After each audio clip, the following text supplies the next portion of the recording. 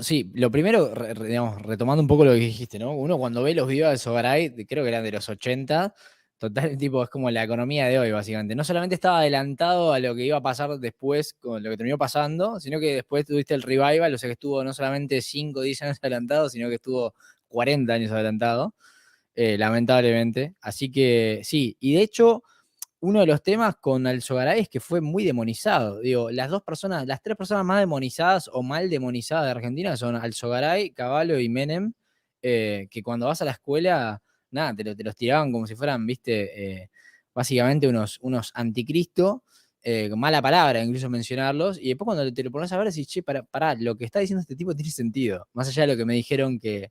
y me pasó eso con Alzogaray, fue muy claro, lo mismo con Cavallo y lo mismo con Menem. Menem igual está, a ver, está un poco, está un poco más turbia la situación porque, bueno, fue político y dentro de una administración vas a tener siempre desprolijidades. Entonces, digo, el tema de la idea es como, se entiende a lo que voy, es como un poco más turbio. Ahora bien, Alzogaray, que digo, no gestionó demasiado, las ideas eran muy claras y muy correctas. Es poco Sí, criticable, en mi opinión. totalmente. Yo te diría que Menem para mí fue el mejor presidente que hemos tenido hasta Javier Milei, por lo menos desde que yo tengo memoria. Y Menem lo fue no solo porque resolvió, cuando una vez que lo tuvo a caballo, eliminó la hiperinflación y bajó la pobreza a la mitad. Estoy hablando del primer gobierno de Menem. Y distingo Sí. mucho del segundo. En el segundo murió el hijo de una manera que todavía no se sabe bien qué fue exactamente, si fue un accidente o otra cosa, pero eso le afectó muchísimo y la pelea con Cavallo fue horrible para la Argentina, ¿no?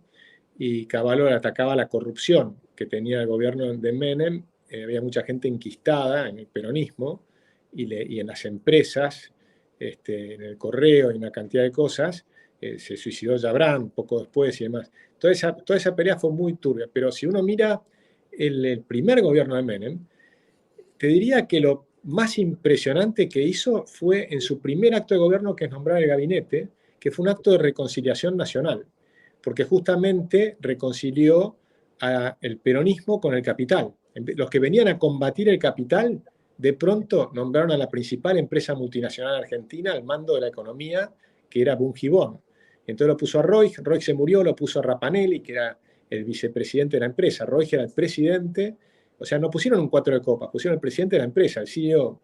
Y después pusieron al nuevo CEO que había sido el vicepresidente de la empresa antes. Es decir, que sacaron a las dos personas más importantes de la empresa y la colocaron al Ministerio de Economía. Tenían un premio Nobel, que era Klein, lamentablemente un poco keynesiano, pero tenían algunos economistas muy buenos, estaba Orlando Ferreres. Hicieron algunas cosas muy buenas, pero ese plan fracasó y tuvimos una segunda hiper y demás. Ahora, lo genial de Menem es que reconcilió a la Argentina de una manera espectacular, espectacular. Esta grieta que tenemos hoy no existía con Menem. No. Reconcilió al peronismo con los radicales, reconcilió a los liberales con el peronismo, realmente reconcilió a la Argentina. Fue un tipo extraordinario y no tenía odios.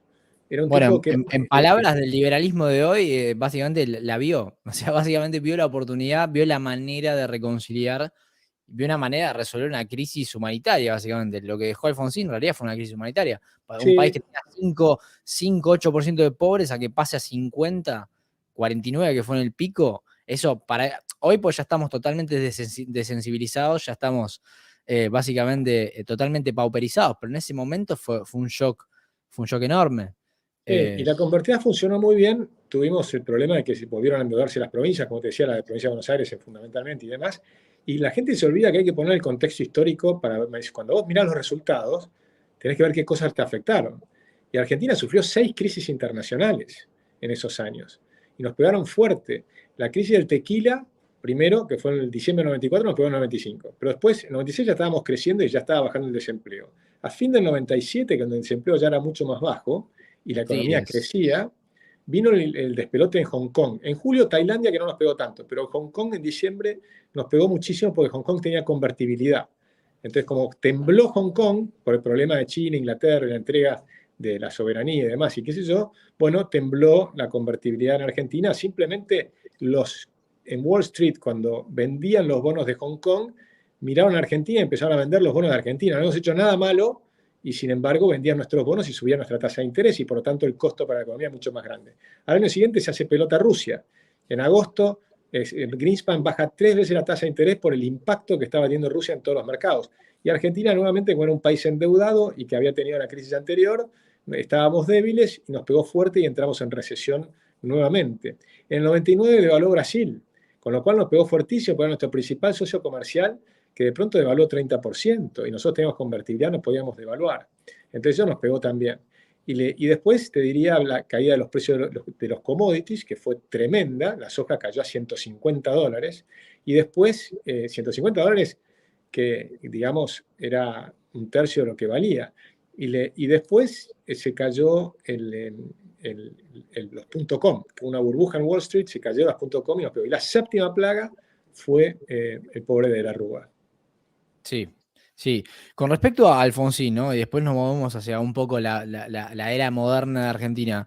Digo, vos cómo ves el tema, ¿no? Porque digo, en un momento, por lo menos cuando yo era chico, hasta los 90, 2000 y pico, el tipo era básicamente una especie de estampita al que no se podía criticar y era como, digamos, percibido por la sociedad como un súper estadista que, bueno, tenía todo el mérito civil por el tema de la dictadura y demás. Ahora, en el último tiempo, bueno, ya se lo empezó a criticar con el tema de la hiper, ¿no? Con el advenimiento de las ideas de la libertad en modo mainstream, por así decirlo, hubo una especie de revisionismo histórico. Dijeron, che, pará, este tipo que supuestamente no podíamos criticar, que era un fenómeno, no fue tan bueno y tuvo, digamos, bastante incidencia y responsabilidad en lo que fue la hiper, o sea, generó o contribuyó sobremanera a generar una crisis que se puede discutir si es humanitaria o no, pero digo, una crisis importante. Eh, y otro tema que para mí pasó muy desapercibido, no sé si compartís, que es el tema de la coparticipación. Digo, cuando uno mira el costo oportunidad, digo, las peores políticas de Argentina en términos de costo de oportunidad a nivel histórico, digo, en los últimos 30, 40, 50 años, más allá de las crisis, ¿no? Uno piensa en 2001, hiperinflación, digamos, las responsabilidades detrás de eso, y una de las cosas que está metida ahí abajo es la coparticipación, ¿no? Que básicamente genera una alocación totalmente perversa de recursos, por ende, digamos, afecta el crecimiento económico a la baja de manera permanente. Y gran parte de los problemas, digo, sobre todo cuando eso se sostiene en el tiempo, y gran parte de los problemas que tenemos hoy y que tuvimos hace en los últimos 15 años, 20 años, 30 años, cuando uno se pone a mirar, uno es el tema de el empleo público provincial, ñoqui, básicamente, que cuando uno va a mirar las causas, bueno, está la coparticipación, pues si vos no tuvieras el respirador artificial de la coparticipación y hubiera, digamos, una alocación de recursos más genuina, por así decirlo, bueno, no estaría incentivado el sobreempleo público provincial como lo está hoy, que de hecho es uno de los temas a nivel de magnitudes más grave que tiene Argentina por escándalo, a nivel estructural incluso, y es uno de los causantes por los cuales, bueno, el PIB per cápita, como vimos en Argentina hace 20 años, en realidad 30 años, porque el PIB per cápita de hoy no es muy distinto al de finales de los 90. Entonces digo, ¿cómo ves el tema de Alfonsín? El mérito, porque digo, Alfonsín creo que, si mal no recuerdo, fue el ideólogo de la ley de coparticipación que tenemos actual, vigente, que digo, la ideó Alfonsín, pero entró en vigencia en los 90, pero en realidad el ideólogo, el que lo impulsó, me parece la ley desde el año 88. Es del 88 la ley, si bien había una ley anterior, pero en el 88 hubo una oportunidad de modificarla y cambiarla y hacer una cosa diferente y se hizo mal, eso es cierto. Alfonsín fue un gran candidato. En el momento, obviamente, lo votamos un montón porque del otro lado estaba el peronismo con Arminio Iglesias quemando el cajón, era la sensación de que podían volver los orcos, que diría como se hablaba y como se diría hoy en día. Pero esa era la visión. Y cuando gana Alfonsín fue un alivio, pero extraordinario, ¿no? En diciembre del 83.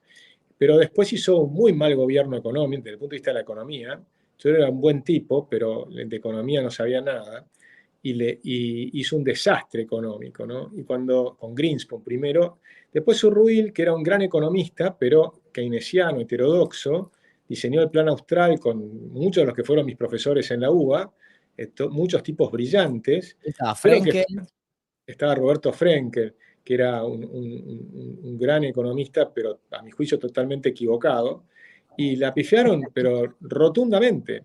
y nos Sí. dejaron al país en la miseria, y para colmo entró la corrupción, la coordinadora, en el Banco Central hicieron un desquicio. El Banco Central de aquella época ya perdía 10.000 millones de dólares por año.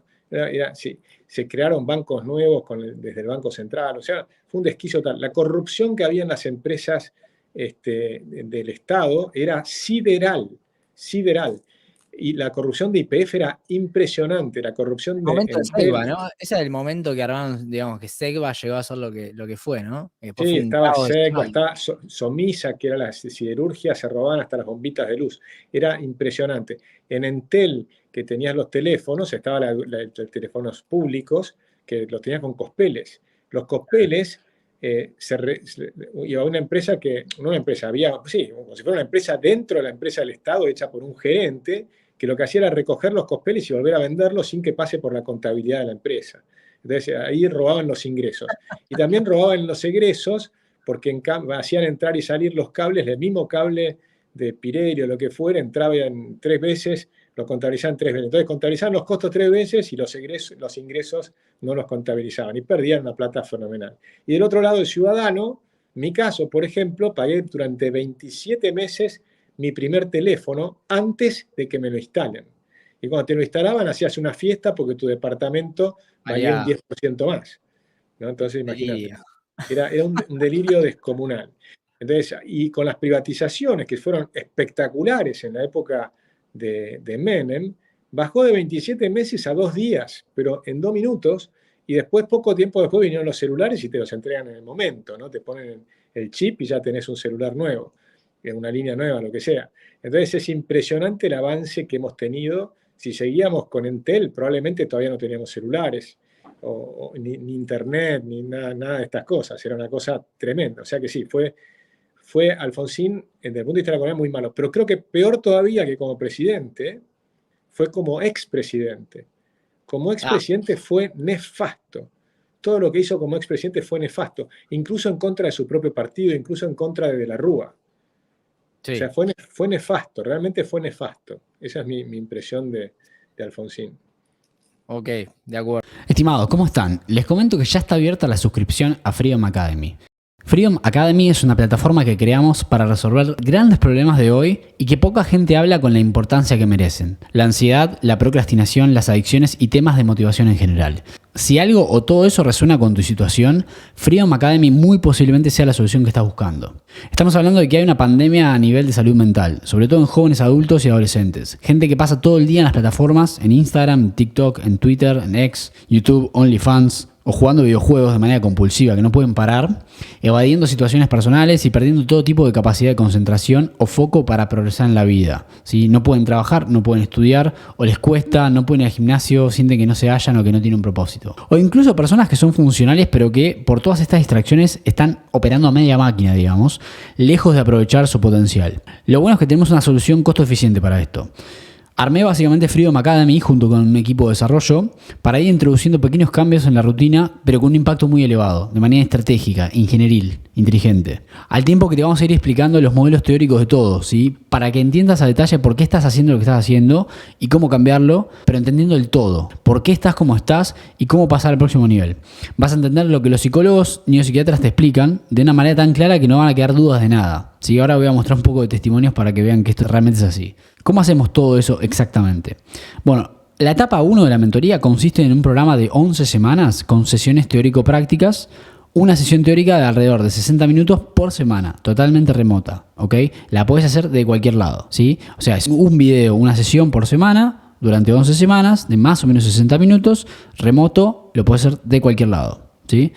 En paralelo vas a tener que ir haciendo algunos desafíos o quests, ¿sí? Te voy a dar tarea mínima, ¿sí? Piensen que está hecho a prueba de cualquiera esto. Y van a ir anotando alguna que otra cosa, implementando algunos pequeños cambios, ¿sí? Mi equipo y yo te vamos a ir haciendo seguimiento para que puedas ir avanzando como corresponde, para que no te salgas del programa, ¿sí? Del camino que seteamos para que vos mejores, despejando cualquier tipo de duda que vaya surgiendo. En resumen, y para que se entienda aún más claro, ofrecemos un protocolo totalmente innovador que sigue la línea cognitivo-conductual, pero que además se sirve de la tokenización y la gamificación para incentivar comportamientos virtuosos. Y esto funciona, en serio. Los resultados hablan por sí solos. Nosotros ya mentoreamos más de 100 personas, no es que esto es nuevo. durante el último año. Y hemos logrado cambios extremadamente significativos, que ahora te los voy a mostrar, muy superiores en general a cualquier otra alternativa disponible. Por eso es que hoy me estoy dedicando de lleno a esto. Funciona tan bien y estoy tan entusiasmado que me estoy dedicando full time a esto, básicamente. ¿Por qué? Pues además tenemos un programa único y a la vez muy prometedor a la hora de ayudar a la gente. ¿Sí? Es una continuación también del libro Libertad para Gente Inteligente. O sea, son conceptos que vengo trabajando hace por lo menos 3 años. Acá tengo un ejemplo. Eli bajó de peso de manera significativa y acá se ve en la foto. Y esto ni siquiera es un programa para bajar de peso. No es que es un programa para bajar de peso y bajó de peso. No. Como mejora todo lo de arriba, la ansiedad, la motivación, etc., bajó solo de peso, sin buscarlo. Fue un bien colateral. Si existe el daño colateral, acá fue un bien colateral del programa. Otras personas, incluyendo a Eli, bajaron el screen time de manera muy significativa, o sea, el tiempo en pantalla con el celular, pasando de situaciones de 7 u 8 horas o 6 a 2 horas, 1 hora o menos, muchos. Y todo de manera orgánica, sin que esto sea una experiencia traumática, ¿sí? Sin que te dispare la ansiedad y tengas un síndrome de abstinencia que no puedas aguantar. Otras personas incluso dejaron de fumar o bajaron significativamente la cantidad de cigarrillos que fumaban, de tabaco y otras cosas, pero la mayoría hace todo esto de manera simultánea. Se empiezan a comer mejor, bajan de peso, fuman menos, usan menos el celular, se pueden motivar y, de nuevo, lejos de hacerlos sentir peor, los deja más motivados, más enérgicos que nunca, con niveles de claridad mental y foco que no experimentaban de hacía mucho tiempo o nunca. Entonces, si querés cambiar tu situación a partir de hoy, sumate a la comunidad de Freedom Academy ahora. Dale click al link de la descripción y nos vemos ahí.